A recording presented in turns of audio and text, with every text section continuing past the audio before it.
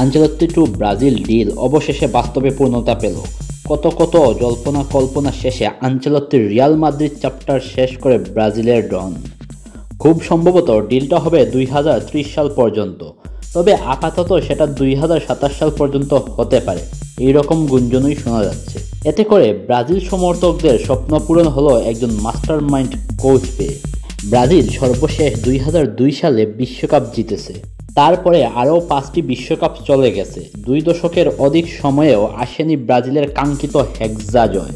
বিগত 2 দশক ধরে ব্রাজিল হেক্সা জয়ের স্বপ্ন দেখলেও স্বপ্নই রয়ে যায় টিম ব্রাজিলের।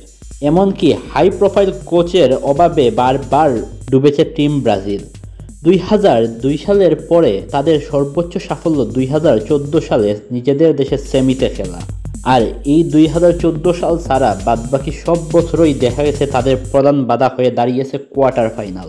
তবে 2022 সালের ব্রাজিল দল ছিল সেরা একটি দল, আর সেই রকম শক্তিশালী দল নিয়েও বিদায় নিতে হয় হতাশ হয়ে।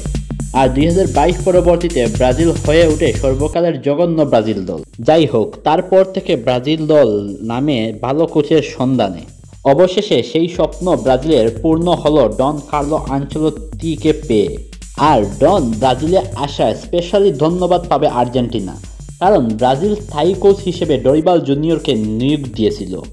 আর নিয়মিত ব্যর্থতা দেখিয়ে ব্রাজিলিয়ানদের মাথা ব্যথার কারণ হয়ে ওঠেন ডরিবাল জুনিয়র। আর সব শেষে আর্জেন্টিনার সাথে 4-1 গোলে হেরে যাওয়া ডরিবালকে স্ট্যাক করে CBF। কারণ ওই ম্যাচটা যদি ব্রাজিল না হারতো এত বড় ব্যবধানে, তবে সমর্থকরা বিশ্বকাপে কোনো আশা ছাড়াই যেতে হতো ডরিবালের আওতায়। এইবার ডনের আওতায় ব্রাজিল যাবে বিশ্বকাপে, আর আশা থাকবে বিশ্বজয়ের। আর বিশ্বজয়ের এই আশা জাগিয়ে তোলা আর্জেন্টিনা তো একটা ধন্যবাদ পেতেই পারে, কারণ তাদের বদৌলতেই তো এখন একটা হাই প্রোফাইল কোচ ব্রাজিল পেয়ে গেল।